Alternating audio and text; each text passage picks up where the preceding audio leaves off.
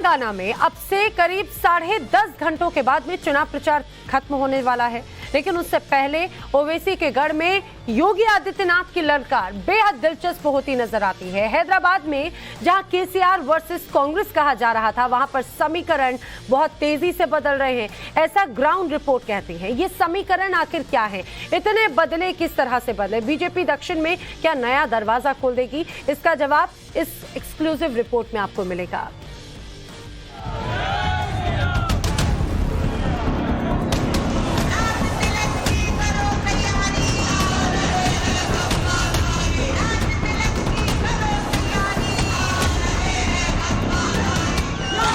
का मंदिर यहाँ पर है, उनके नाम पर फिर से भाग्यनगर बनेगा, इस बीच से आपके पास आए हैं।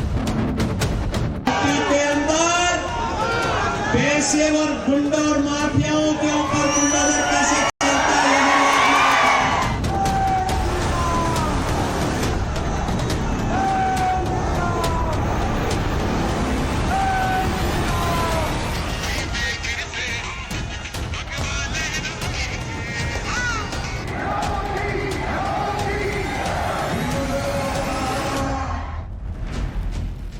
तेलंगाना के जिस हैदराबाद क्षेत्र में असदुद्दीन ओवैसी की सियासी हुकूमत चलती है, वहां आ रहे हैं भगवाधारी की धुन बज उठी है। वजह बन रहे हैं योगी आदित्यनाथ। वैसे तो उत्तर प्रदेश का मुख्यमंत्री बनने के बाद से योगी आदित्यनाथ ने हर एक चुनाव में बीजेपी के प्रचार को नई धार दी है, लेकिन अब की बार तेलंगाना में खासकर हैदराबाद क्षेत्र में योगी आदित्यनाथ की हवा ऐसी है कि कयास लग रहे हैं कहीं असदुद्दीन ओवैसी की अपनी जमीन ही न दरकने लगे। ये नफरत की राजनीति करते हैं और इसीलिए हर जगह जाते हैं, कहते हैं नाम बदल देंगे, वो एनकाउंटर हमने करवा दिया, हमने ये करवा दिया। आपने कौन सा कंस्ट्रक्टिव काम करवाया? देश की इकोनॉमी कमजोर हो चुकी है, देश में कीमतें आसमानों को छू रही हैं, पेट्रोल डीजल की कीमतें कमी नहीं हो रही हैं, नौजवान बेरोजगार है, इस पर कोई बात ही नहीं करते। आपसे नाम बदल देंगे, ये क्या बात है? तेलंगाना में योगी आदित्यनाथ के चुनावी पैकेज में विकास का मोदी मॉडल है, माफिया के खिलाफ बुलडोजर मॉडल है और जातियों को जोड़कर भारत को एकजुट रखने वाला हिंदुत्व का मॉडल है। अब की बार तेलंगाना में प्रधानमंत्री नरेंद्र मोदी की सभा में मडिगा दलित समुदाय के नेता कृष्णा मडिगा को उनके समुदाय के लिए खुद प्रधानमंत्री ने न्याय का वादा किया है।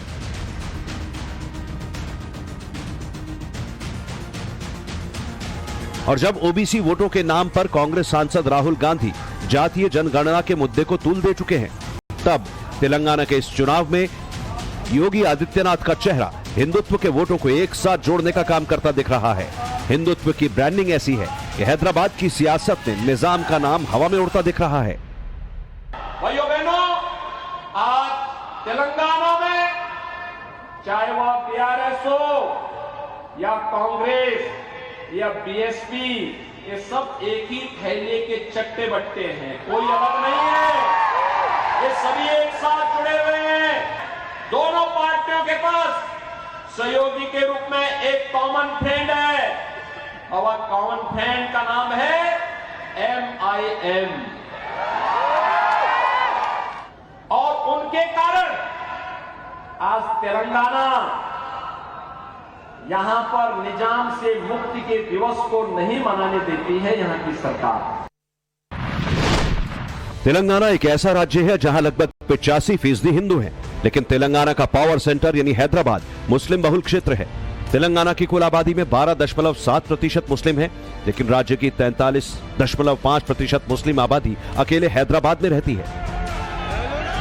ये वो समीकरण है जिससे योगी आदित्यनाथ तेलंगाना में बीजेपी के लिए ट्रम्प कार्ड साबित हो सकते हैं, क्योंकि हैदराबाद में मुस्लिम पॉलिटिक्स के दम पर वजूद रखने वाली AIMIM को योगी का हिंदुत्व सीधे टक्कर दे सकता है, जबकि बाकी तेलंगाना में योगी का यही हिंदुत्व यूनिफाइंग फैक्टर साबित हो सकता है।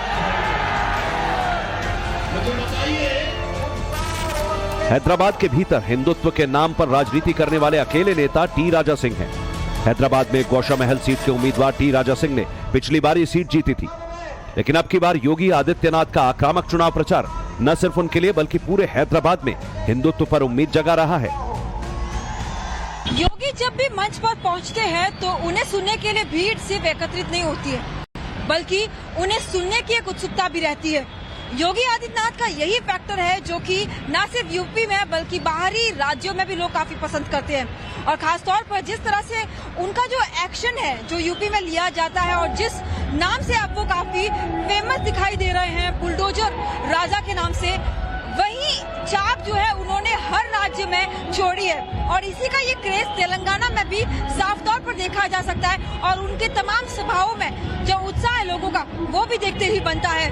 बहुत ही सुंदर कार्यक्रम हुआ कल। योगी आदित्यनाथ जी, उत्तर प्रदेश के मुख्यमंत्री जी, जो हर चुनाव में मुझे आते हैं, आशीर्वाद देते हैं। कल की जो संख्या थी, यानी सिर्फ रामनवमी के शुभ अवसर पर ही एक साल में एक बार उतनी संख्या देखने को मिलती थी, लेकिन कल जिस प्रकार से जो संख्या, जो राम भक्तों का जो हुजूम देखने को मिला है, लोग कह रहे कि दूसरी रामनवमी शोभा यात्रा हमने देख ली है।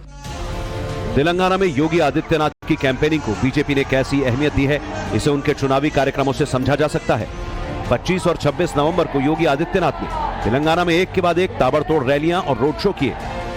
इन चुनावी कार्यक्रमों में 4% मुस्लिम आरक्षण के संवेदनशील मसले पर बीजेपी के स्टैंड को योगी आदित्यनाथ ने बहुत जोरदार तरीके से उठाया। कोई सरकार किस हद तक जा सकती है, यह हमने यहां देखा है जब तेलंगाना की बीआरएस सरकार के द्वारा मुस्लिम आरक्षण की घोषणा की जाती है। भारतीय जनता पार्टी की गवर्नमेंट तेलंगाना में लेकर के आ पाएंगे, ये मुस्लिम आरक्षण समाप्त होगा और ये आरक्षण का लाभ यहाँ के एससी, एसटी, ओबीसी और यहाँ के गरीबों को प्राप्त होगा। मुस्लिम आरक्षण संविधान विरोधी है, किसी भी स्थिति में इसको लागू नहीं होने देना चाहिए। योगी आदित्यनाथ हिंदुत्व के बड़े चेहरे हैं, लेकिन योगी के पास उत्तर प्रदेश का वो पावरफुल जनादेश भी है जो बिरले नेताओं को मिलता है। 2017 से उन्होंने उत्तर प्रदेश के गवर्नेंस में जो कमाया है, उसका बही खाता योगी ने तेलंगाना में बड़े चाव से रखा, क्योंकि बीजेपी के मुताबिक अब इसकी धमक पूरे देश में है। जो हाल आज तेलंगाना का है, भाइयों बहनों, वैसा ही 2017 के पहले उत्तर प्रदेश का भी हुआ करता था। याद करिए, 2017 के पहले उत्तर प्रदेश में हर दूसरे दिन एक दंगा होता था, महीनों महीनों कर्फ्यू चलता था। आज उत्तर प्रदेश में पिछले 6.5 वर्ष में कोई दंगा नहीं हुआ है, कोई कर्फ्यू नहीं लगा है। वैसे एक ओर योगी आदित्यनाथ जब तेलंगाना में यूपी का दम भर रहे थे, तो दूसरी ओर उन्हें बिहार के उप मुख्यमंत्री तेजस्वी यादव की चुनौती भी मिली। यूपी के लोग आके कहता है कि वहाँ के जो मुख्यमंत्री बाबा हैं वो खाली घंटी बजवा देंगे, लेकिन नौकरी लेने बिहारी आना पड़ रहा है। तो समझ रहे हैं, नौकरी घंटी बजाने से मेरा पेट भरे वाला है। इसलिए आप सब लोग इनके अफवाहों पर मत रहिएगा। मंदिर और मस्जिद से पेट नहीं भरता, ठीक है, आस्था है, भगवान है, भगवान का आशीर्वाद चाहिए। अब पूजा पाठ थोड़ा दिखावटी नहीं होना चाहिए, लेकिन ये सब दिखावटी करता है। दिल में भगवान होना चाहिए, मन में भगवान होना चाहिए। अब भला बिहार में यूपी वालों को नौकरी देने को लेकर तेजस्वी यादव का ऐसा कौन सा उत्साह है कि वो योगी आदित्यनाथ पर ऐसा बयान दे बैठे। लेकिन ज्यादा वक्त नहीं बीता जब अप्रैल 2021 में तेजस्वी यादव विपक्ष में थे, तब उन्होंने ही कहा था कि बिहार में हर दूसरे घर से पलायन होता है। क्या बिहार सरकार ने हाल ही में जो सरकारी भर्तियां की हैं, उससे बिहार में पलायन की स्थिति में इतना बड़ा अंतर आ गया होगा कि नोएडा, गाजियाबाद और लखनऊ के प्रवासी बिहारी वापस बिहार लौट आए हों? खैर, गवर्नेंस पर योगी आदित्यनाथ को तेजस्वी यादव की इस चुनौती के उलट तेलंगाना के चुनाव में योगी की लड़ाई बीजेपी को हाशिए की पार्टी से उठाकर मेन स्ट्रीम की पार्टी बनाने की है। हम तो योगी जी को लेकर बहुत अच्छा सोचते हैं। बीजेपी पार्टी बहुत अच्छी है, बढ़िया है। हम तो यही चाहेंगे कि यहाँ पे भी बीजेपी सरकार आए। योगी जी वहाँ के हिसाब से सोचते हैं और अपने को यहाँ के हिसाब से सोचना है। ऑब्वियसली ओवैसी जी का चलेगा, बट चलेगा आज नहीं कल योगी जी का भी चलेगा। वो बोलते हैं हैदराबाद का नाम भाग्यनगर कर देंगे, जो कभी होने वाला नहीं है। उनका ख्वाब है ऐसा, जो ख्वाब कभी सच होने वाला नहीं है। योगी आदित्यनाथ ने तेलंगाना में बीजेपी का जोर लगा दिया है। जब खुद प्रधानमंत्री नरेंद्र मोदी तेलंगाना में केसीआर और कांग्रेस को अपने कैंपेन से घेरने की कोई कसर बाकी ना रख रहे हों,